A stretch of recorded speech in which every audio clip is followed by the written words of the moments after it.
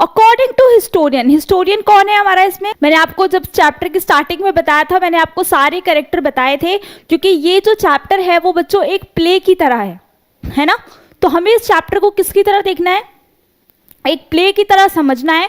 तो उसके लिए हमें पता होना चाहिए कि इस प्ले में कितने हमारे कौन कौन से कैरेक्टर्स हैं।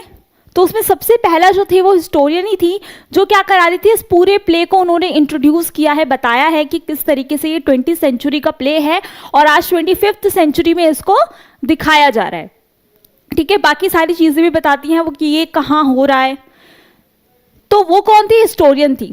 अकॉर्डिंग टू हिस्टोरियन, अब क्वेश्चन में पूछा गया आपसे कि according to historian for what the 20th century was famous, कि उनकी अकॉर्डिंग 20th सेंचुरी में क्या चीज़ थी जो ऐसी बहुत ज़्यादा फेमस थी।